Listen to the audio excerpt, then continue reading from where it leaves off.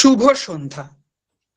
Modak trainer একাডেমির পক্ষ থেকে আমি সৌরদীপ অধিকারী আপনাদের সকলকে আজকের অনুষ্ঠানে স্বাগত জানাই। মোদক ট্রেনার একাডেমির আয়োজনে শুরু হয়েছে আফ্রিকান সাহিত্য বিষয়ক ধারাবাহিক বক্তৃতা, যার প্রথম দিনের বিষয় ছিল আফ্রিকান সাহিত্য কিছু ভাবনা। আজকে সেই অনুষ্ঠানের দ্বিতীয় দিন। আলোচনার বিষয় নাইজেরিয়া ও ঘানার সাহিত্য। এই ধারাবাহিক বক্তৃতার মাননীয় বক্তৃ হিসেবে আমাদের মাঝে উপস্থিত আছেন বিশিষ্ট শিক্ষাবিদ, গবেষিকা, লেখিকা ও অনুবাদক সম্মাননীয়া প্রফেসর স্বাতী ভট্টাচার্য মহাশয়া। তিনি government college of art and craft কলকাতার অ্যাসোসিয়েট প্রফেসর। দীর্ঘ শিক্ষা জীবনে তিনি কলকাতা বিশ্ববিদ্যালয়, West Bengal state university, Rabindra Bharati বিশ্ববিদ্যালয় ও আলিয়া বিশ্ববিদ্যালয় সহ আরো অসংখ্য খ্যাতনামা প্রতিষ্ঠানে অধ্যাপিকা হিসেবে যুক্ত ছিলেন। এছাড়াও তিনি Ramakrishna mission institute of culture, Birla academy of art and culture এর মতো খ্যাতনামা প্রতিষ্ঠানে ভারতীয় শিল্প ও নন্দন তত্ত্ব বিষয়ে বক্তৃতা দিয়েছেন। সাহিত্য, চিত্রকলা ও নন্দন তত্ত্ব নিয়ে তার বহু প্রবন্ধ দেশে বিদেশের বিভিন্ন খ্যাতনামা জার্নালে বিভিন্ন সময়ে ধারাবাহিকভাবে প্রকাশিত হয়েছে। তিনি বহু গবেষক ও শিক্ষার্থীকে উচ্চশিক্ষার ক্ষেত্রে মূল্যবান দিক নির্দেশনা দিয়েছেন। এখন সসম্মানে স্বাগত জানাই বিশিষ্ট বক্তৃ সম্মাননীয়া অধ্যাপিকা স্বাতী ভট্টাচার্য মহাশয়াকে, এবং একই সঙ্গে ওনাকে আন্তরিক অনুরোধ করছি ওনার আজকের বক্তব্য শুরু করার জন্য। ধন্যবাদ। ধন্যবাদ সৌরদীপ, খুব সুন্দর করে পরিচিতি দেবার জন্য। এই আফ্রিকার সাহিত্য কিছু ভাবনা, এটা নিয়ে আমরা আলোচনা করেছিলাম আগের দিন। আজকে যদিও আমার বিষয় হিসেবে আমি ঘানা এবং নাইজেরিয়ার সাহিত্যের কথা বলবো বলে ভেবেছি। ঘানা ও নাইজেরিয়া পাশাপাশি দুটি দেশ, এবং বলা যায় যে দুটোই খুব প্রাচীন সভ্যতার একটা উত্তরাধিকার বহন করছে। কিন্তু আমি শুরু করছি একদম অন্য একটি কবিতা দিয়ে। তিনিও পশ্চিম আফ্রিকারই লোক, তিনি ক্যামেরুনের অধিবাসী ছিলেন। একটা আন্দোলন হয়েছিল, আন্দোলনটা নেগ্রিটিউড আন্দোলন বলে খ্যাত। তো সে আন্দোলনের সঙ্গে যারা যুক্ত ছিলেন তাতে প্রথম যে নামটির কথা উঠে আসে তার নাম এমি সেজার।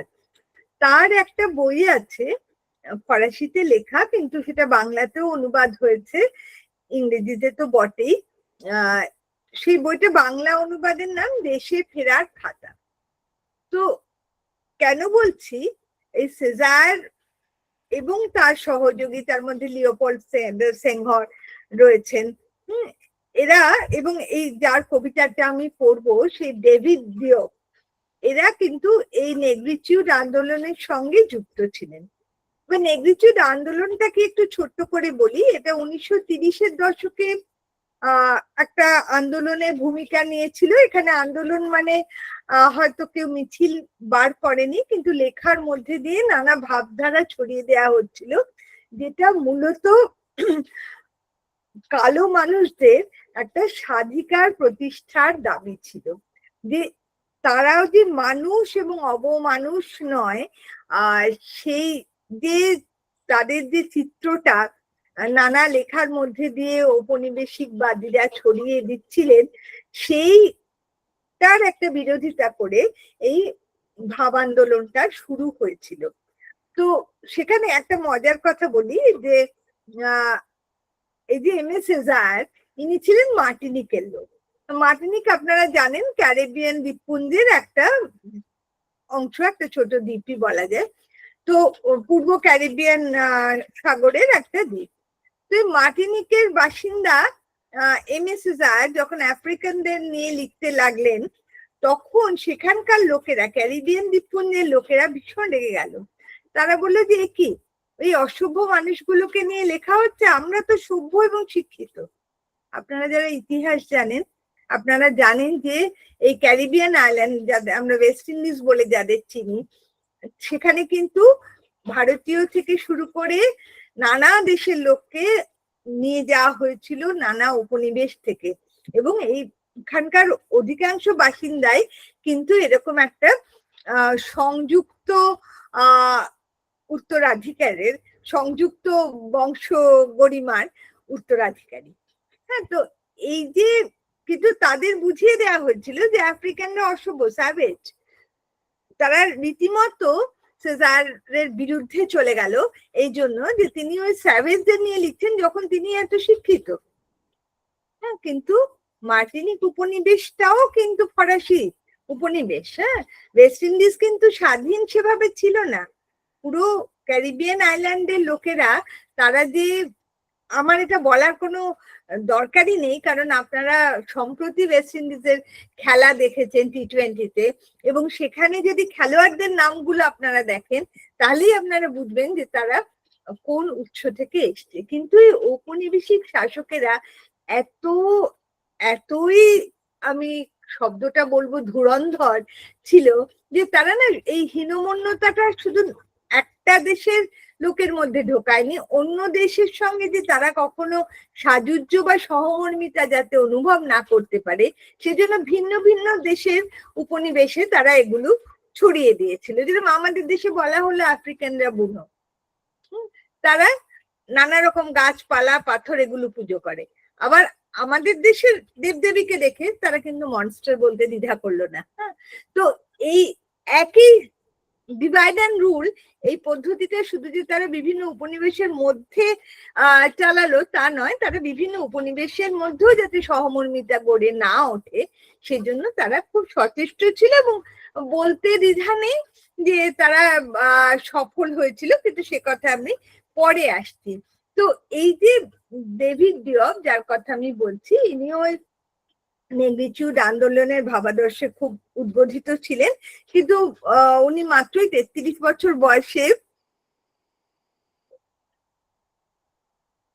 এক মিনিট, হ্যাঁ, তো মাত্র 33 বছর বয়সে উনি একটি এরোপ্লেন দুর্ঘটনায় মারা যান। কিন্তু উনি, ওনার এই কবিতাটা যদি আমরা পড়ি তাহলে শুধু যে নেগ্রিটিউড আন্দোলনের গুরুত্বটা আমরা বুঝতে পারবো তা না, তার গভীরতা এবং তার পিছনে যে কতটা, যাকে আমরা বলি আবেগ, সেটা মিলিয়েছিল, সেটা আমরা বুঝতে পারবো। অনুবাদটা আমার করা, আমি অনুবাদটাই বলছি। আফ্রিকা, আমার আফ্রিকা, আফ্রিকা পিতৃপুরুষের সাভানা ঘাসের মধ্যেকার গর্বিত যোদ্ধাদের আফ্রিকা, আমার ঠাকুমা যার গান গায় তার দূরে নদীর ধারে। আমি কখনো তোমাকে দেখিনি, কিন্তু আমার দৃষ্টি ভরা তোমার রক্তে, তোমার কালো রক্ত ছড়ানো ক্ষেতের ওপরে, রক্ত তোমার ঘামের, ঘাম তোমার শ্রমের, শ্রম দাসত্বের, দাসত্ব তোমার সন্তানদের। আফ্রিকা, বলো আমাকে আফ্রিকা, তুমি কি সেই পিঠ যা বেঁকে যায়, শুয়ে পড়ে দীনতার ভারে, সেই কাঁপন ধরা লাল ডোরাকাটা পিঠ যা দুপুরের রাস্তায় কে যেন জ্যামবককে হ্যাঁ বলে ফেলে, গভীর এক কণ্ঠস্বর উত্তর দেয় আমাকে, অবাধ্য বালক, ওই তরুণ ও বলিষ্ঠ গাছ, সেই গাছ যা বেড়ে ওঠে ওইখানে সাদা ম্লান ফুলেদের মাঝে চমৎকার একা, সেই হলো আফ্রিকা, তোমার আফ্রিকা। সে বাড়িয়ে দেয় নতুন চারা, ধীরে ধীরে বড় হয় ফলগুলি, স্বাধীনতার তিক্ত স্বাদ পাবার জন্য। এই কবিতাটা এই জন্য জরুরি যে এর মধ্যে লুকিয়ে আছে ঠিক যে যে সূত্র থেকে পরবর্তী বা আফ্রিকার সাহিত্যের বিস্তার ঘটেছিল। এই যে আফ্রিকা, যাকে দেখানো হচ্ছে সারা পৃথিবীর কাছে যে আফ্রিকানরা খুব বিশেষভাবে তাদের শরীর তৈরি, কারণ তারা খুব কঠোর পরিশ্রম করতে পারে। এই যে জ্যাম্বক কথাটা বললাম, এটা হচ্ছে এক ধরনের অস্ত্র যা দিয়ে ওদের মারা হতো। হ্যাঁ, তো সেই অস্ত্রের জন্যই যেন, অস্ত্রের আঘাতটা পাবার জন্যই যেন তাদের পিঠটা তৈরি হয়েছে, কারণ তারা তো শ্রমিক হবার জন্য জন্মেছে। আর এই যে একটা দেশের যে চিত্রায়ন ঘটছে, সেই দেশের লোকেরা যখন কলম ধরছে, তখন স্বভাবতই তারা কিন্তু তার একটা প্রতিবাদ করার একটা তাগিদ অনুভব করছে। তো এই যে আমি বললাম নেগ্রিটিউড আন্দোলনটা মার্টিনিক থেকে শুরু হয়েছিল, খুব ইন্টারেস্টিং। আমরা একটা যাত্রাপথ এখানে দেখতে পাবো। তখন একদল, যখন ইংরেজি শিক্ষা দেয়া শুরু হলো, এটা খুব একটা তফাৎ হয়তো আমাদের দেশের থেকে নয়, আবার খানিকটা তফাৎও, যে তখন যারা সেটা একটু অর্থবান, একটু ধনী, একটু শিক্ষিত, একটু সাংস্কৃতিক মনস্ক লোক, তাদের ছেলেমেয়েরা ইংরেজি স্কুলে ভর্তি হলো, তারা অনেকে খ্রিস্টান হয়ে গেল এবং পরবর্তীকালে তারা বাইরে চলে গেল। অনেক সময় তার পেছনে রয়েছে স্বদেশী যে শাসকেরা এলেন, তাদের অত্যাচার, কোনো কোনো সময় ঔপনিবেশিক শাসকদের অত্যাচার। তারা বাইরে গেলেন, বাইরে থেকে শিক্ষা লাভ করলেন, ইউরোপ এবং আমেরিকার নানা বিশ্ববিদ্যালয় থেকে তারা শিক্ষা লাভ করলেন, এবং তারা কেউ কেউ ফিরে এলেন, কেউ কেউ আসা যাওয়ার মধ্যে রইলেন, এবং তারা আফ্রিকার যে মূল সমস্যা সেগুলো নিয়ে তারা লিখতে লাগলেন। মূল বক্তব্যে যাবার আগে আমি কয়েকটা জিনিস পরিষ্কার করে দিতে চাই, যে 60-এর দশকে যখন স্বাধীনতা আসছে, সব জায়গায় নিজের নিজের মতো করে স্বাধীনতা আসছে, নানা আন্দোলনের মধ্যে দিয়ে আসছে, তখন সেই স্বাধীনতা অনেক স্বপ্ন নিয়ে আসছে। তারা মনে করছে তারা নতুন দেশ তৈরি করবে, এবং তারপরে এবং এই যে বললাম তাদের যে অস্তিত্বের একটা লড়াই, তাদের যে বেঁচে থাকার একটা অর্থ আছে, এইগুলো তারা আস্তে আস্তে আবিষ্কার করতে লাগলো। এবং একজন সমালোচক লিখেছেন, আমার কথাটা খুব ভালো লাগে, তিনি বলছেন যে আফ্রিকার যে বিবর্তন, চলমানতা বা গতিশীলতা, সেটা যদি আমরা ধরতে চাই, তাহলে ইতিহাসের পাতা নয়, আমাদের দেখতে হবে সেখানকার সাহিত্যিকদের লেখা গল্প, কবিতা, নাটক এবং প্রবন্ধ।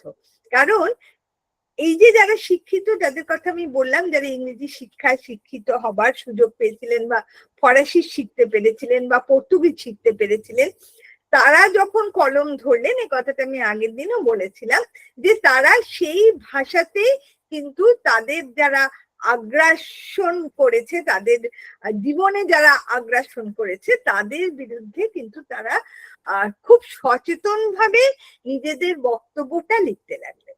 এবং এই যে লেখা, এই লেখার যে ভাষা, সেই ভাষাটা কিন্তু ইংরেজি বললে বা ফরাসি বললে বা পর্তুগিজ বললে খুব ভুল বলা হয়, কারণ সেই ভাষার মধ্যে খুব অনায়াস ছন্দে মিলে যায় তাদের নিজেদের গল্প কবিতা, তাদের নিজেদের গল্প কবিতা, মানে যে গল্প তারা মুখে মুখে দীর্ঘদিন শুনে এসছে, বংশ পরম্পরায় যা একটা প্রজন্ম থেকে আরেকটা প্রজন্মের কাছে চলে গেছে, সেই গল্প, সেই যে প্রবাদ বাক্য যেগুলো তাদের কথার মধ্যে একেবারে মিলে গেছে, সেই জিনিসগুলো কিন্তু এই ইংরেজির মধ্যে ঢুকে যাচ্ছে।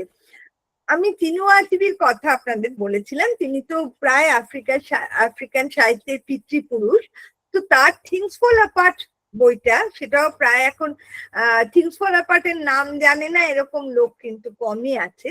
তো থিংস ফল অ্যাপার্ট প্রথম একটা উল্লেখযোগ্য আফ্রিকান বই, নাইজেরীয় উপন্যাস বলবো আমি। তো সেইটা প্রথম যে এডিশন, সেখানে ফার্স্ট এডিশনের পেছনে কিন্তু একটা গ্লসারি ছিল, যেখানে এই আফ্রিকান শব্দগুলোর ইংরেজি মানে দেয়া ছিল। অর্থাৎ তুমি মানে দেখো, কিন্তু তবু এই শব্দগুলোর সঙ্গে পরিচিত হতে। এই যে উদ্দেশ্য, এর উদ্দেশ্যের মধ্যেও একটা আত্ম আবিষ্কার শুধু নয়, একটা আত্মপরিচিতি তৈরি করার প্রয়াস ছিল।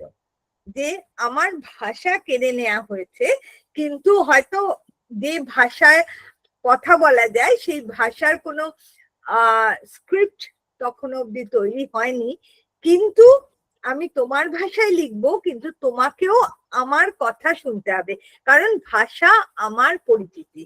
এবং আচিবি, একটু নাইজেরিয়ার কথা এবার বলি, যে নাইজেরিয়াতে কিন্তু বহু উপজাতির বাস, তার মধ্যে প্রধান যেগুলো সেগুলো হলো ইবো, উরোবা এবং হসা। ইবো গোষ্ঠীর মধ্যে আমরা বলতে পারি ইবোদের মধ্যে প্রায় প্রতিনিধিত্বমূলক দুজন লেখকের নাম প্রায় অনেকেই জানেন, একজন আচিবি এবং অন্যজন আধুনিক কালের বেশ জনপ্রিয় লেখিকা আদিচি। আদিচি যখন ছোট তিনি আচিবির লেখা পড়ে বড় হয়েছেন, কিন্তু দুজনের সংকটটা আস্তে আস্তে কিভাবে পাল্টে যাচ্ছে, দুই প্রজন্মের লেখকদের উদ্দেশ্য, দর্শন এবং প্রাণনা কি করে আলাদা হয়ে যাচ্ছে, সেটাই মোটামুটি আমরা আজকে আলোচনা করব। আপনারা বুঝতেই পারছেন যে সীমিত সময়ের মধ্যে একটি দেশের সব লেখককে নিয়ে আলোচনা করা সম্ভব নয়, সেজন্যই শুধু কয়েকজনের কথা আমি বলবো, কয়েকটি গল্পের কথা আপনাদের বলবো, যাতে করে আপনারা একটু ভাবতে পারেন বা নিজেরাও একটু খোঁজ করে জানতে পারেন। তো এই যে লেখা হতে লাগলো নিজের ভাষা, সেখানে প্রথমেই যে লেখকের নাম আমি করব, তিনি বোধহয় আচিবি নন, তিনি আমোস টুটুওয়ালা। আমোস টুটুওয়ালার একটা বই আছে, মাই life in the bush of ghost. সেখানে তিনি তাদের যদিও বইটি ইংরেজিতে লেখা, পড়তে পড়তে আপনার মনে হবে যে আপনি নাইজেরীয় মানুষের, উনি ইবো ছিলেন, নাইজেরীয় মানুষের একেবারে বোধহয় কেন্দ্রে চলে যাচ্ছেন। এই my life in the bush of ghost, এটা যে ঠিক কিরকম উপন্যাস এক কথায় বলা যাবে না। এটার মধ্যে কাল্পনিক, যাকে আমরা বলি ম্যাজিক রিয়েলিজম, সেটা আছে।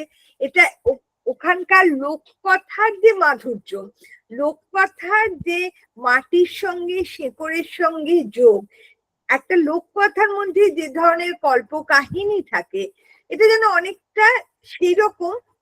আর এখানে খুব অবিশ্বাস্য ঘটনা, যেরকম আমি বললাম যে ম্যাজিক রিয়েলিজম হয়তো আছে, কিন্তু যে উপন্যাসটি, এই my life in the bush of ghost পড়লেই আমার যে উপন্যাসটার কথা মনে হয়, সেটা কিন্তু আপনাদের অনেকেরই পড়া, সেটা ত্রৈলোক্যনাথ মুখোপাধ্যায়ের কঙ্কাবতী। এই যে কঙ্কাবতীতে যে ধরনের একটা বিশ্বাসযোগ্য অথচ লোককথার আদলে একটা অন্য জগতের নির্মাণ করা হচ্ছে, কিন্তু সেটা কেন, সেটা কিন্তু সম্পূর্ণভাবেই একটা সমালোচনার জন্য বা মানুষকে সচেতন করে দেওয়ার জন্য। সেটাকে, এই উপন্যাসটি কিন্তু তার একটা অন্য মাত্রা আছে, অন্য একটা তল আছে, যেটা কিন্তু আবার আমাদের একটু তলিয়ে দেখতে হয়। তো ঠিক একইভাবে এই my life in the bush of গোস্টের মধ্যেও একটা অদ্ভুত তীক্ষ্ণ স্যাটায়ার আছে, কিন্তু এই যে উনি লোককথার আদলে এটা লিখছেন, এতে করে কিন্তু লোককথা বা অরেল লিটারেচারকেও এক ধরনের প্রতিষ্ঠা দেওয়া হচ্ছে, যে এর মধ্যে দিয়েও বলা যায় না এমন কিছু নয়। এই কল্পলোকের মধ্যে দিয়ে কিন্তু ধরা আছে নিজেদের সংস্কৃতি, এই কল্পলোকের মধ্যে দিয়ে আমাদের বিভিন্ন প্রজন্মের মূল্যবোধ তৈরি হচ্ছে, এবং আজও এগুলো আমাদের জীবনে সম্পূর্ণ প্রাসঙ্গিক। আমরা এই গল্পগুলো যা হয়, লোককথা বা লোককাহিনীর মধ্যে তো একটা নীতি নির্ধারণের ব্যাপার থাকে, একটা সমাজের যে মূল্যবোধ গুলো, সেগুলো কিন্তু এইভাবেই চালিয়ে দেওয়া হয় প্রজন্ম থেকে প্রজন্মের মধ্যে। তো কিন্তু এই মূল্যবোধের মধ্যে একটা আত্মসমালোচনা থাকে, এই মূল্যবোধের মধ্যে একটা সামাজিক সমালোচনা থাকে, এবং এই মূল্যবোধের মধ্যে দিয়ে তার সাংস্কৃতিক কাঠামো তৈরি হয়। ঠিক সেই কাজটা করছেন আমোস টুটুওয়ালা তার বইগুলোর মধ্যে দিয়ে, এবং সেগুলোর মধ্যে হাসি পাবে, সেগুলোর মধ্যে রূপকথার আমেজ পাওয়া যাবে। আবার সেগুলো বইটা বার দুয়েক পড়ার পরে কিন্তু বোঝা যাবে ঠিক কোন তীক্ষ্ণতায় তিনি আঘাত করছেন, এই একটা যাকে আমরা এখনকার উত্তর ঔপনিবেশিক সমালোচনার ভাষায় বলতে পারি হাইব্রিডিটি। সেই হাইব্রিডিটি তত্ত্বটা কিন্তু খুব সুন্দরভাবে প্রমাণিত হয়ে যায় এই লেখার মধ্যে দিয়ে। এখন এই আমোস টুটুওয়ালা যেটা একদম মানে লোক কাহিনীর বা কি বলবো সাধারণ মানুষকে যেখানে ফুটিয়ে তুলেছেন, আতিবিটা কিন্তু তার তুলনায় অনেক পরিশীলিত। কারণ টুটুওয়ালা তেমন যে খুব উচ্চ শিক্ষিত ছিলেন তা না, তিনি ইংরেজি লিখতে পারতেন বা জানতেন, কিন্তু আতিবির মতো বৈদগ্ধ, বা আমি বৈদগ্ধ শব্দটা বলবো না, আমি বলবো যে তার যে ডিগ্রি বা একাডেমিক এক্সেলেন্স তার ছিল না। এবং আতিবি যেটা করেছেন, আতিবি ইংরেজি সাহিত্যের যে কাঠামো, উপন্যাস লেখার কাঠামো, সেটা নিয়েছেন, কিন্তু একেবারে কোন রকম প্রমাণ ছাড়া, প্রমাণ মানে কি বা নিদর্শন ছাড়া তিনি বুনে দিয়েছেন তার ভাষা, তার প্রবাদ। এবার এই থিংস ফল অ্যাপার্ট নামটাই তো ইয়েটসের কবিতা থেকে নেওয়া হয়েছে। থিংস ফল অ্যাপার্টের পরের লাইনটা হচ্ছে সেন্টার ক্যানট হোল্ড, অর্থাৎ কেন্দ্র ধরতে পারছে না। কি হচ্ছে যে তিনি কিন্তু ওখানে প্রাক ঔপনিবেশিক যে সংস্কৃতি, ইবোদের যে সাংস্কৃতিক এবং সামাজিক কাঠামো, সেটাকে তুলে ধরেছেন, যে সেখানে মূল্যবোধের অভাব ছিল না, কিন্তু কোনো কোনো জায়গায় সেগুলো হয়তো একটুখানি ফাটল দেখা দিয়েছিল, এবং সেই ফাটলের মধ্যে দিয়ে এই ঔপনিবেশিক শক্তিরা তারা কিন্তু ছুরি চালিয়ে তাদের সেই সামাজিক কাঠামোকে ভেঙে দিল। কিন্তু তার মানে এই নয় যে তাদের কোনো গণতান্ত্রিক কাঠামো ছিল না, বা তারা জনগণের স্বার্থে কাজ করতো না, বা সেখানে কোনো একটা সুন্দর সুশাসন, নিয়ম কানুন এগুলোর অভাব ছিল, একদমই নয়। কিন্তু মজার কথা হচ্ছে তার পরবর্তী উপন্যাসটি, সেটা থিংস ফল অ্যাপার্টের কথা আমি আগে আপনাদের খানিকটা বলেছিলাম বলে আজকে পরের উপন্যাসটার কথা বলছি, সেটা নো লঙ্গার অ্যাট ইজ। সেটা নো লঙ্গার অ্যাট ইজ এর বিষয়, কিন্তু স্বাধীনতা পরবর্তী যে সমস্যাগুলো দেখা দিচ্ছে।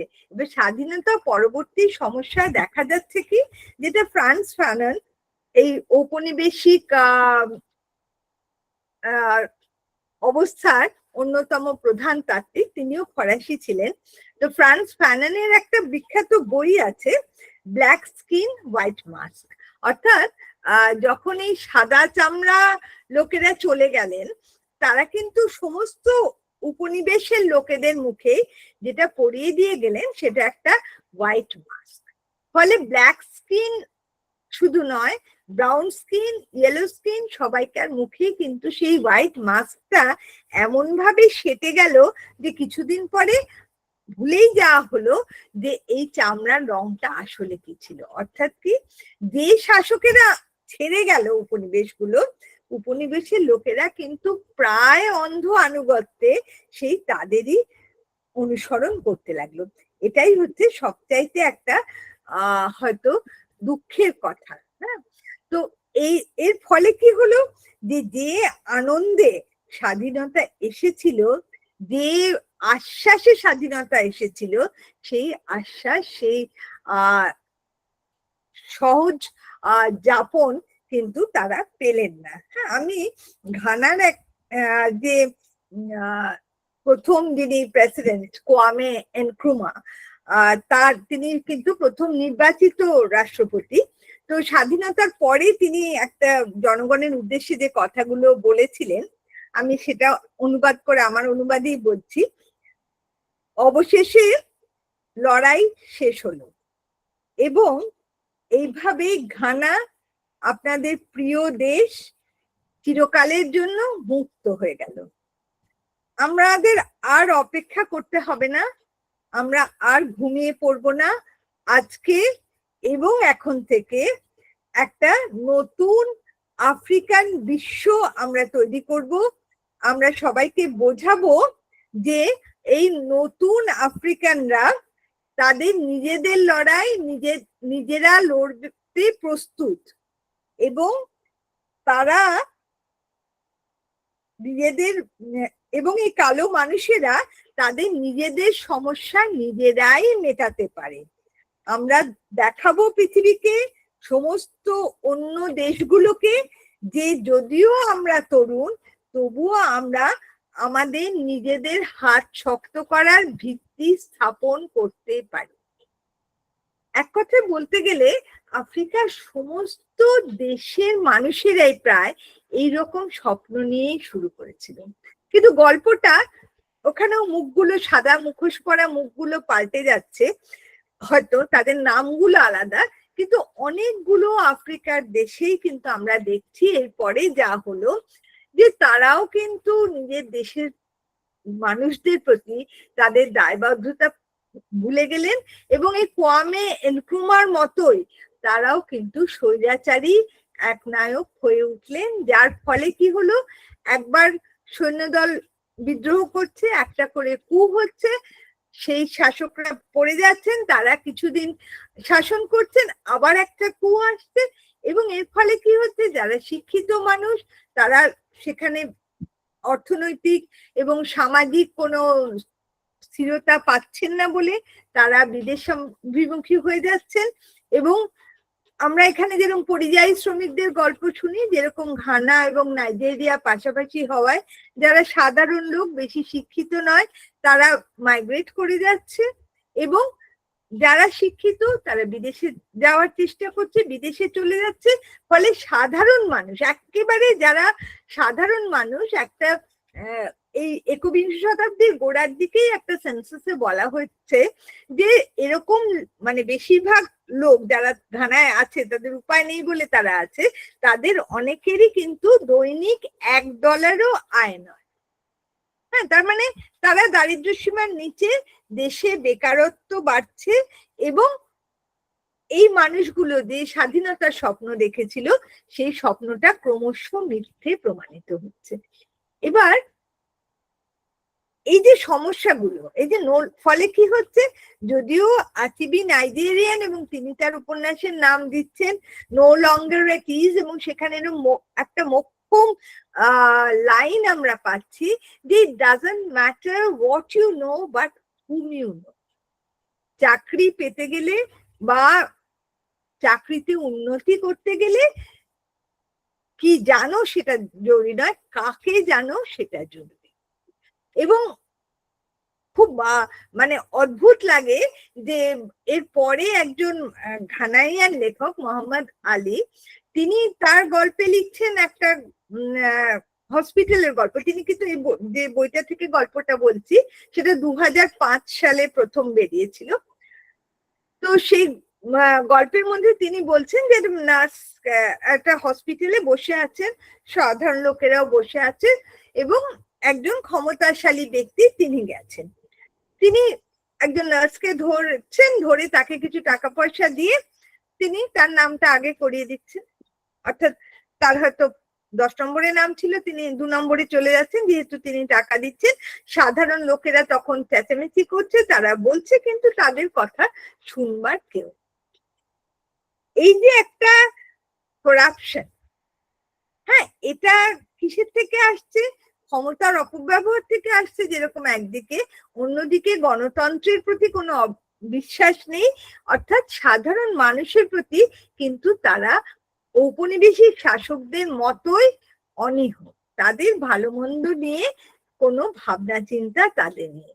ফলে আমা ডার্কো, তিনিও ঘানা লেখিকা, তার একটি বই আছে, তিনি মোটামুটি 21 শতাব্দীরই লেখিকা, তো তার একটা বই আছে, বইয়ের নাম ফেসলেস।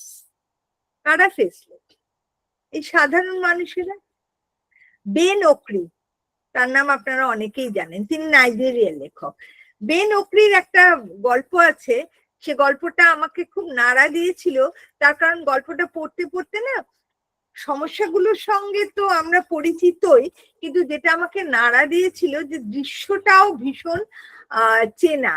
আমি একটু মানে কথার সঙ্গে ছবি জড়িয়ে ফেলি, দীর্ঘদিন ছবি আঁকে এদের সঙ্গে থাকার জন্য। তো ছবিটা আমি স্পষ্ট দেখতে পেলাম এবং আপনারাও দেখতে পাবেন। সেটা হচ্ছে রাস্তার ধারে বড় বড় পাইপ থাকে না, রাখা থাকে, বিশাল বড় বড় মুখওয়ালা। আপনারা দেখেছেন কিনা আমি জানি না, লক্ষ্য করেছেন কিনা, যে তার মধ্যে অনেক সময় আমরা দেখি কিছু কিছু পরিবার বাস করছে। তো ঠিক এইরকম একটি পরিবারকে নিয়ে বেনকরি গল্পটা লিখছেন, একটি ছোট ছেলের বয়ান।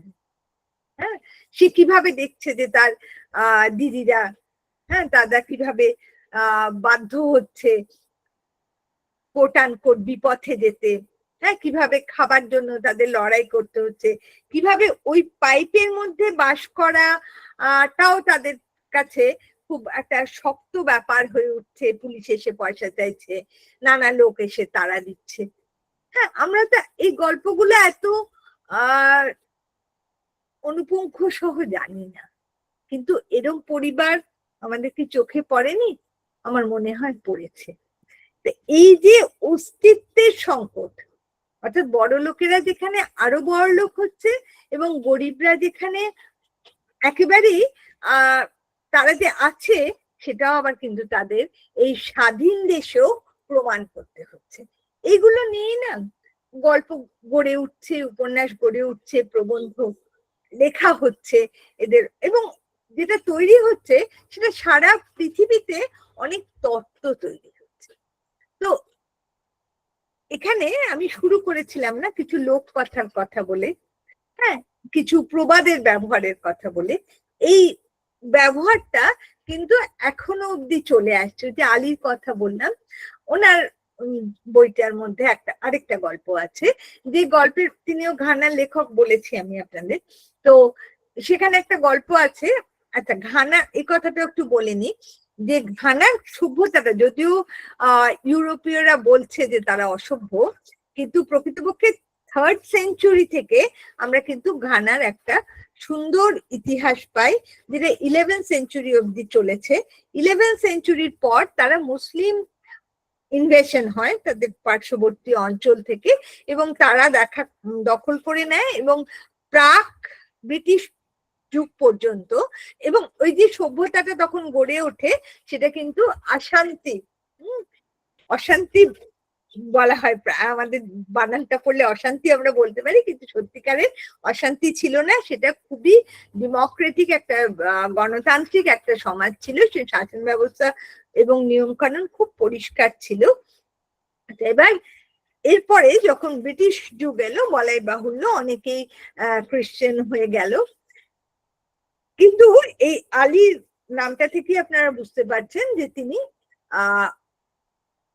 ইংরেজি ভাষায় লিখছেন, কিন্তু তিনি মুসলিম আইডেন্টিটিটাকে কখনো গোপন করছেন না, এবং সেই যে সমস্যাগুলো সেখানে উঠে আসছে। তো ওখানে একটা গল্পের মধ্যে আমার খুব মানে ইন্টারেস্টিং লেগেছে, যে একটি মুসলিম ছেলে অল্প বয়সী, তার 9 বছর থেকে 13 বছর কথা, সেখানে একটি লোক তাদের পাড়ায় এসে বসবাস করতে শুরু করে। যেরকম হয়, বেপাড়া থেকে কেউ এলে তাকে নিয়ে নানা রকম চর্চা চলছে, যে তার স্ত্রী কোথায়, সে কেন একা থাকে। এবার কেউ বলছে তার স্ত্রী চলে গেছে কারণ উনি আসলে পাগল।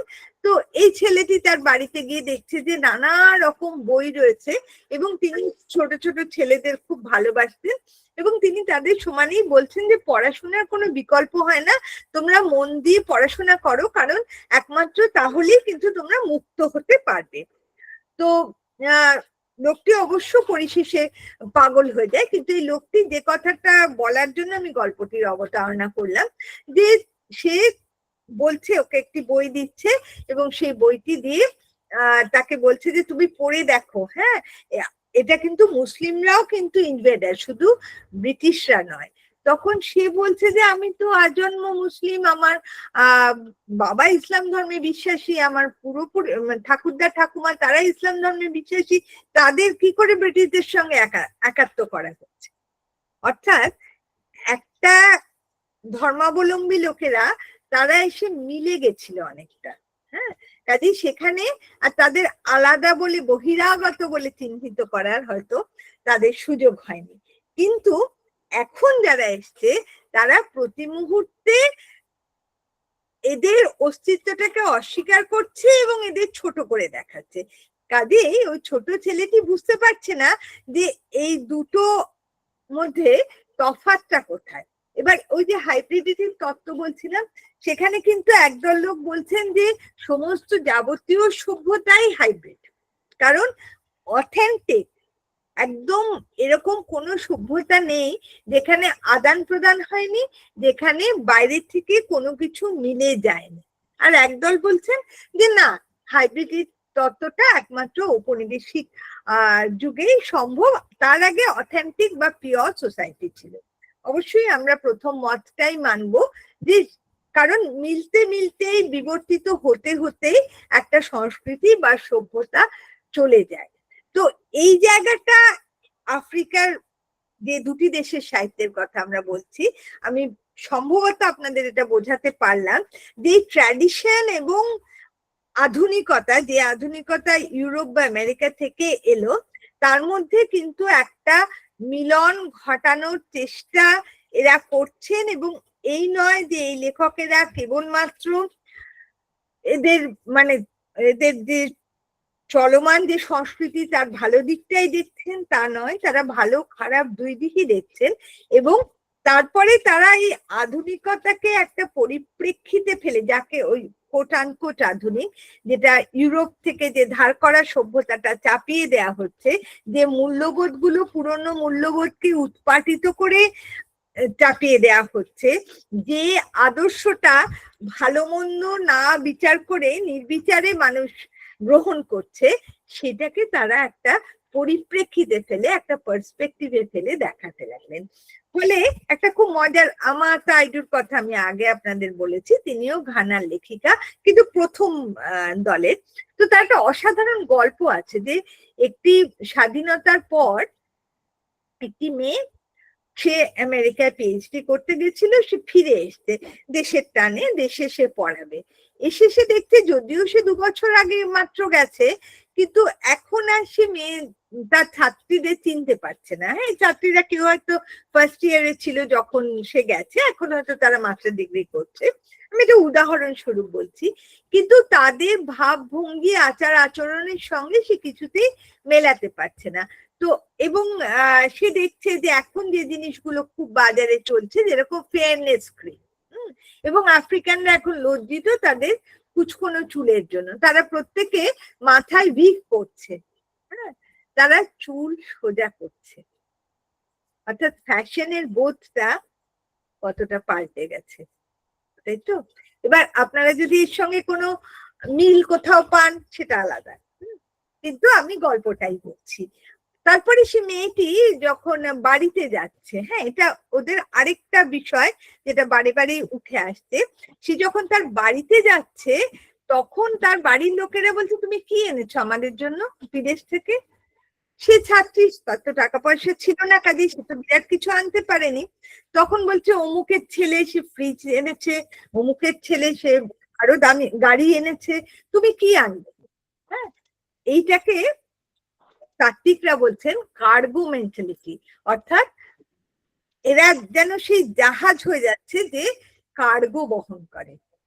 বিদেশে গিয়ে তারা নিয়ে আসবে কি, সেটাই তাদের বিদেশ যাওয়ার যৌক্তিকতা। তারা যে মননশীল হয়ে উঠছে, তাদের যে বৌদ্ধিক একটা চর্চার মধ্যে যে তারা আবদ্ধ হচ্ছে, সেটার কিন্তু কোনো দাম নেই।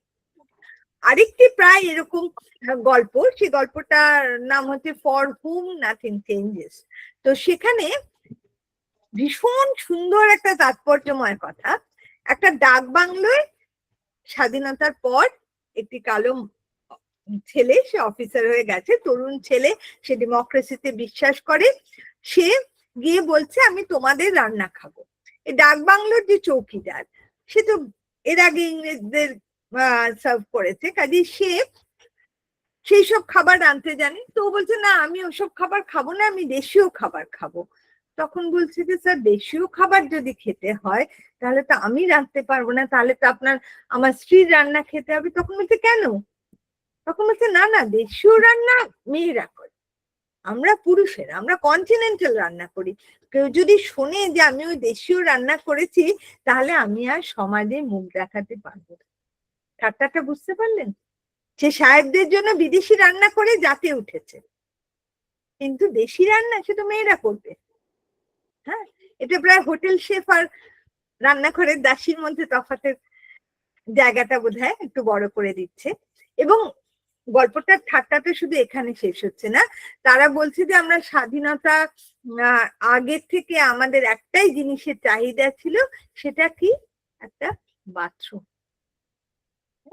একটা বাথরুম আমাদের বলা হয়েছিল যে আমাদের বাথরুম তৈরি করে দেয়া হবে। এবং স্যার আপনি তো অনেক উচ্চ স্তরের লোকেদের চেনেন, আপনি যদি পারেন আমাদের সেই বাথরুমের স্বপ্নটা, যে আমাদের নিজেদের একটা বাথরুম, এইটা যদি আমাদের এই স্বপ্নটা মানে সার্থক করে দিতে পারেন, তাহলে আমরা। ঠাট্টাটা কোথায়? এটা নিশ্চয়ই আর বলে দিতে হবে না।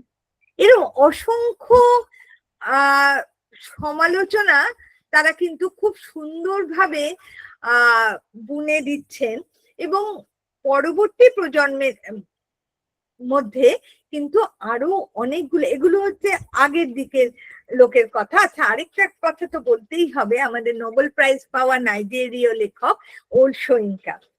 হ্যাঁ, সোয়িঙ্কার প্রায় 25টা নাটক আছে। আর এই নাটকগুলো যদি শুধু পড়া যায়, তাহলে কিন্তু এই যে বিবর্তনটা, এটা কিন্তু খুব পরিষ্কার বোঝা যায়। তার যে নাটকটি প্রায় অনেক জায়গায় পড়ানো হয়, ডেথ অ্যান্ড কিংস হর্সম্যান, আমি সেটার কথা একটু ছোট্ট করে বলি। এটা একদম প্রথম দিকে স্বাধীনতার সময় লেখা নাটক। হ্যাঁ, তো সেখানে বলা হচ্ছে যে এরকম একটা নিয়ম ছিল ট্র্যাডিশনে, যে রাজা যদি মারা যান, তাহলে রাজার যে প্রধান সহচর কিংস হর্সম্যান, তাকেও মারা যেতে হবে। এবার এই তত্ত্বটা নিয়ে তাকে বলা হচ্ছে, সে যখন বলা হচ্ছে তোমার শেষ ইচ্ছা কি, তখন সে বলছে যে আমি একটি নারীর সঙ্গে সহবাস করতে চাই। হ্যাঁ, কারণ তাহলে একটি সন্তান উৎপাদিত হবে। অর্থাৎ এই যে ফার্টিলিটি, এই যে পরম্পরা, হ্যাঁ, এইটাকে বয়ে নিয়ে যাওয়ার একটা ট্র্যাডিশন। এবং একেবারে আধুনিক যুগেও কিন্তু এই যে রাজার সঙ্গে রাজার হর্সম্যানের মানে মারা যাবার ব্যাপার, সেটা কিন্তু খুব সুন্দরভাবে এখানে দেখানো হচ্ছে। পাশাপাশি দেখানো হচ্ছে যে যে ইংরেজরা তারা এখানে এসছেন, তারা এটিকে কিভাবে দেখছে। এখন এটা বহুস্তরীয় একটা নাটক, এত ছোট করে বললে নাটকটির প্রতি সুবিচার নয়, অবিচারই করা হচ্ছে। কিন্তু যেটা আমি বলার চেষ্টা করছি, যে কোথাও কোথাও এই সংস্কার, এই বিশ্বাস, এগুলো চলে আসছে। এবং এই যে দ্বন্দ্ব, পুরনো এবং নতুনের যে দ্বন্দ্ব, চাপিয়ে দেওয়ার প্রতি এই যে মোহ, এই যে মেটেরিয়ালিস্টিক কালচার, তার প্রতি যে একটা আকর্ষণ, যার জন্য দেখা যাচ্ছে যে মানে গল্পের থেকে যেটা জানা যাচ্ছে, যে মেয়েরা টাকার জন্য, তাদের মানে ভোগ্য বস্তুর জন্য তারা কিন্তু যে কোনো স্তরে যেতে রাজি। তারা কিন্তু সেই পুরনো মূল্যবোধ, সেখানে হয়তো বহুগামিতা ছিল, সেখানে বহু বিবাহ ছিল, কিন্তু আবার কোথাও একটা লয়ালটির ব্যাপারও ছিল। কিন্তু এখন সেটা বাদ দিয়ে তারা কিন্তু যে কোনো স্তরে যেতে রাজি আছে, সেটা কিন্তু ভোগ্য পণ্যের জন্য, ভোগ্য বস্তুর জন্য। হ্যাঁ, অর্থাৎ মেটেরিয়াল কালচারটা সেখানে অনেক বেশি প্রভাব বিস্তার করছে। আমি যে কথাটা কার্গো মেন্টালিটি থেকে শুরু হয়েছিল, প্রথমে যেটা গ্রামের লোকেদের মধ্যে ছিল, সেটা কিন্তু এখন শহরে আরো বেশি করে দেখা যাচ্ছে। এবং এটা সমস্ত লেখকের উপন্যাসে কিন্তু এই যে একটা দিক, এটা কিন্তু দেখা যাচ্ছে।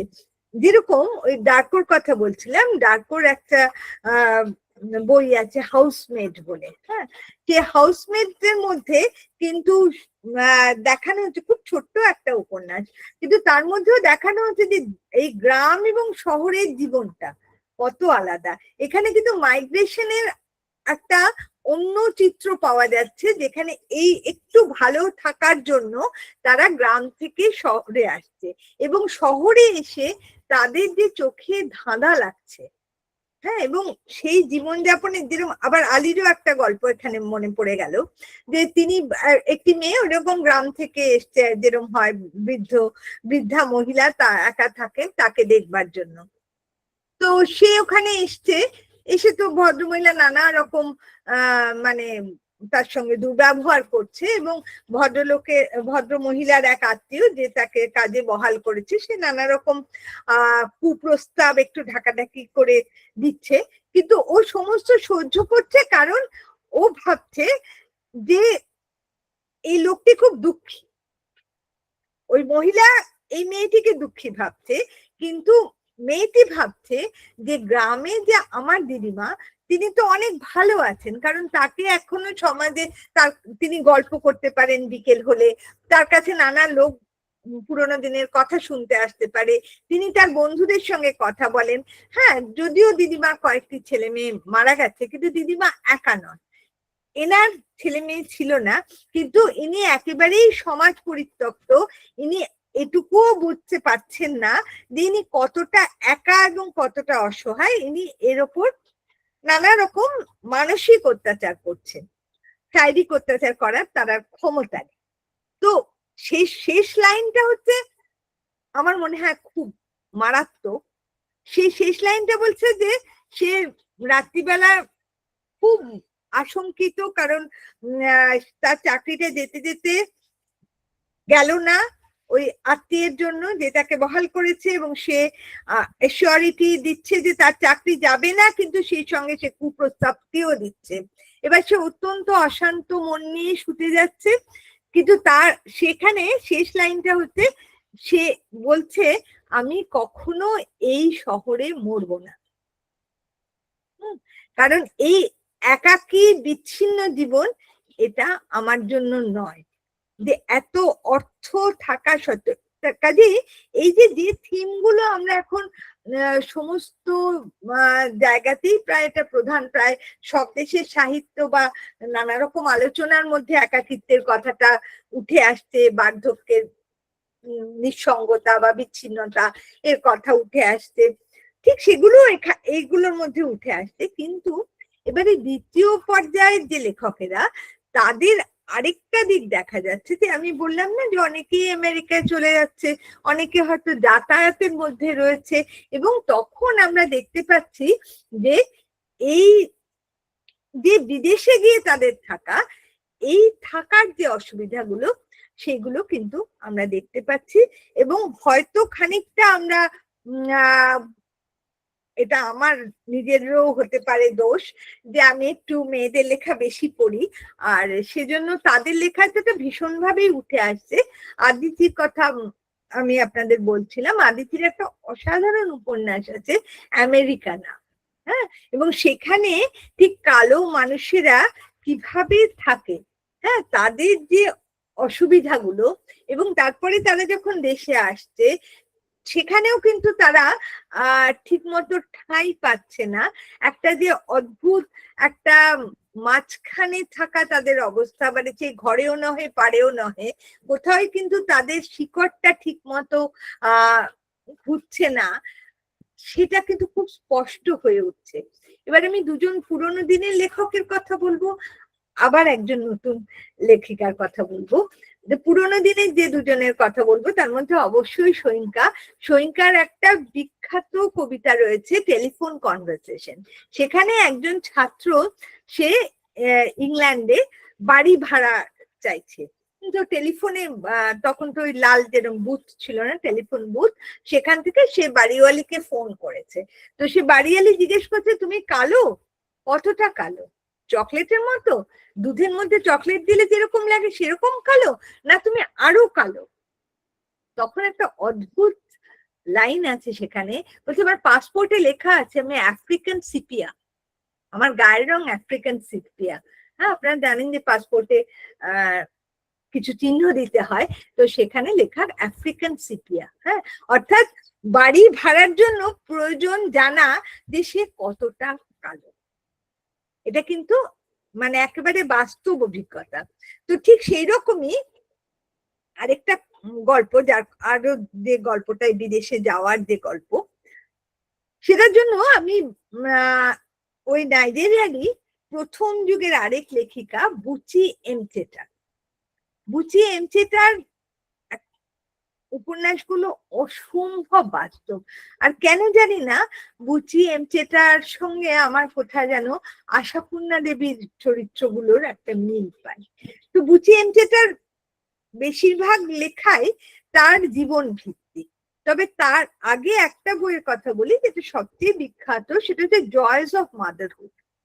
জয়স অফ মাদারহুড মানে একটি মেয়ে, তার বাচ্চা হয় না, কাজেই সে সমাজে খুব সব লোকই তাকে নিচু চোখে দেখে। তার স্বামী আরেকটি বিয়ে করতে আগ্রহী হয়, এরকম গল্প তো আমরা জানি। মোট কথা শেষ পর্যন্ত তার বন্ধা নাম ঘুটে যায়, সে অনেকগুলি সন্তানের জননী হয়। সেই সন্তানরা সবাই খুব মেধাবী, তারা সারা পৃথিবীর নানা জায়গায় ছড়িয়ে পড়ে এবং তাদের মা শেষ পর্যন্ত গ্রামে ফিরে যায়, কারণ সেখানে পয়সা কড়ির অভাব একটু, এবং গ্রামে থাকলে তার একটু মনে হয় যে সে নিজের লোকেদের মধ্যে আছে। তারপরে সে মারাও যায় সেই গ্রামে। সে যখন মারা যায় তখন কিন্তু তার বিখ্যাত ছেলেরা মেয়েরা সবাই তার শোক তর্পণ করতে ফিরে আসে। তো জয়স অফ মাদারহুড। হ্যাঁ, অর্থাৎ সে একা ছিল, তার যখন সন্তান ছিল না, এবং সন্তানের জন্য সে যা যা সহ্য করেছে এবং তারপরে সন্তানদের বড় করার জন্য সে যা যা করেছে, তারপরে তার গল্পটার শেষটা কিন্তু এরকমই হচ্ছে। এবার বুচি এমচেটা আমি বললাম তিনি নিজের জীবন নিয়ে লিখছেন। তো তিনি সে প্রথম যুগেরই শিক্ষিত মহিলা, এবং তিনি যাকে বিয়ে করেন, ভালোবেসে বিয়ে করেন, সে হঠাৎ ঠিক করে যে দেশে তেমন কিছু রোজগার হচ্ছে না, বিদেশে যায়। তো সে বিদেশে যায় এবং সেখানে গিয়ে বুঝতে পারে যে লোকটির তার প্রতি সত্যিকারের কোনো ভালোবাসা বা সহানুভূতি নেই। এবং আমি জানি না, এই জন্যই হয়তো আমার মনে পড়ে আশাপূর্ণা দেবীর কথা। সেই প্রথম স্বামী, ওনার প্রথম সেই স্বামী আর কি, ওনার প্রথম লেখা উপন্যাসের পাণ্ডুলিপি উড়িয়ে দিয়েছিলেন। মনে পড়ে যাচ্ছে তো সুবর্ণলতা? তো তিনি তারপরে ছেড়ে দেন সেই স্বামীকে এবং একা হাতে বিদেশে সেই 5টি বাচ্চাকে বড় করেন। তার আত্মজীবনীর নাম হেড অ্যাবভ ওয়াটার। হ্যাঁ, কোনো মতে নাকটা ভাসিয়ে রেখেছেন জলের উপর। এই যে লড়াই, আমরা ভাবতে পারি যে বুচি এমচেটার লড়াইটা হয়তো একবিংশ শতাব্দীর কোনো মেয়েকে আর লড়তে হচ্ছে না। কিন্তু কি আশ্চর্য, আমার ডার্কোর লেখাতেও আমরা এরকম একটি মেয়ের কথা পাই। দেশে ভীষণভাবে অত্যাচারিত হচ্ছিল, সে বিদেশে তার স্বামী গেল এবং কি আশ্চর্য, তাকেও নিয়ে গেল। সে সেখানে গিয়েও সে এখানেও তার স্বামী গদির ওপর শোয়, সে মাটিতে শোয়, স্বামী তাকে নিত্য মারধর করে, খেতে দেয় না, দাসীর মতো খাটায়, সেসব গল্প তো আছে। সে দেখলো যে সে যখন বিদেশে গেল, কিন্তু বিদেশ সম্বন্ধে আমাদের একটু মোহ থাকে, তো বিদেশে যখন গেল সে সেখানেও মার খাচ্ছে। তো তার মনে হলো যে আফ্রিকায় এগুলো মানায়। হ্যাঁ, মানে ওই একটা অসভ্য তকমা আছে, তো তা আফ্রিকায় এসব অসভ্যতা মানে এই সাদাদের দেশে এসে সে এরকম করছে।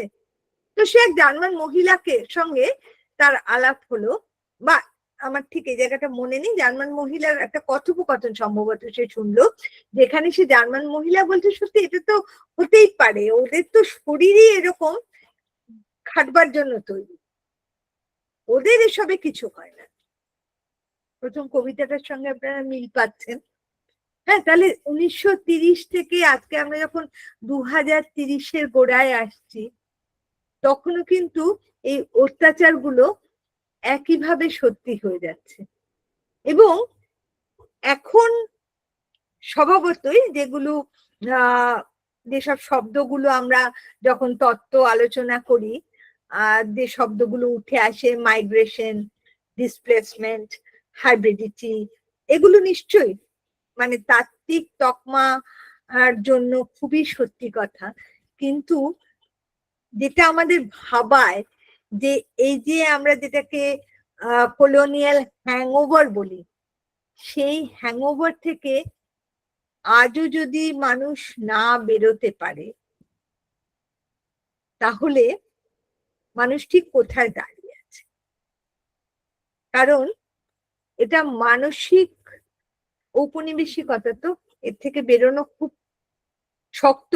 কিন্তু তাছাড়াও শক্ত এই জন্য যে অর্থনৈতিকভাবে এই দেশগুলোর উপর এখনো কিন্তু আমরা ভীষণভাবে নির্ভরশীল। কিন্তু তবু আবার আমি সেই জীবনানন্দে ফিরে যাচ্ছি দু অর্থে, যে তবু মৃতের গল্প নয়, এটা জীবন্ত লোকেদের গল্প। এরা লড়াই করছে, এখন এদের গলা আমরা শুনতে পাচ্ছি, এবং অল্প অল্প করে হলেও বোধহয় কিছুটা বদল তো হচ্ছে। কারণ বিভিন্ন পৃথিবীর বিভিন্ন দেশের বিভিন্ন বিশ্ববিদ্যালয়ে এদের লেখা পড়ানো হচ্ছে, এবং এরাও বিভিন্ন দেশের বিশ্ববিদ্যালয়ে পড়াচ্ছেন। এদের গলা আমরা শুনছি, এদের সমস্যাগুলোর সঙ্গে আমরা হয়তো কখনো একাত্মতা বোধ করছি, কখনো হয়তো আমরা মনে করছি না এই অভিজ্ঞতা আমাদের নয়। আমাদের দেশে সত্যিই তো আমরা একটা গণতান্ত্রিক পরিকাঠামোয় অন্তত আছি, আমাদের অভিজ্ঞতা অনেকটাই ভালো, কিন্তু আবার কোথাও কোথাও মিলে যায়। আর তখন আমরা ভাবি যে এগুলো কি সত্যি চাপিয়ে দেওয়া সমস্যা, না এগুলো একটা অন্য কোথাও এর শিকড় রয়েছে? এই শিকড় কি তাহলে বিশ্বায়নে আছে? এই শিকড় কি তাহলে অর্থনৈতিক অস্বাচ্ছন্দ্যের মধ্যে আছে? না এর শিকড় যে আমরা ঔপনিবেশিক দাদাগিরির থেকে অন্যরকম একটা অর্থনৈতিক দাদাগিরির কবলে পড়ছি বলে এই সমস্যাগুলো এখনো আমাদের ভাবাচ্ছে বা ভাবতে বাধ্য করছে? আর ওই যে বললাম, মৃতের গল্প নয়, নিতান্ত জীবন্ত গল্প, এবং সেই জন্যই আমরা ভাবছি, এবং এরা যে আমাদের ভাবাচ্ছেন সেজন্য কিন্তু আমরা আরো অন্যভাবে, অন্য দৃষ্টিকোণ থেকে এইসব দেশের সাহিত্যকে দেখতে পাচ্ছি। হ্যাঁ, সেই যেটা বলে না টিপ অফ দ্য আইসবার্গ, এরকম একটা কথা আছে। এটাও সেই নাইজেরিয়া এবং ঘানার সাহিত্যের সেই শীর্ষ দেশটুকুই হয়তো আমি আপনাদের দেখাতে পারলাম। কিন্তু আমার একটাই উদ্দেশ্য যে আপনারা আরেকটু জানতে কৌতূহলী হয়ে উঠুন, আরেকটু এদের বই পড়ুন, এবং এদের সমস্যাটা নিয়ে ভাবুন, খানিকটা একাত্মভাবে, খানিকটা দূর থেকে। অনেক ধন্যবাদ, নমস্কার।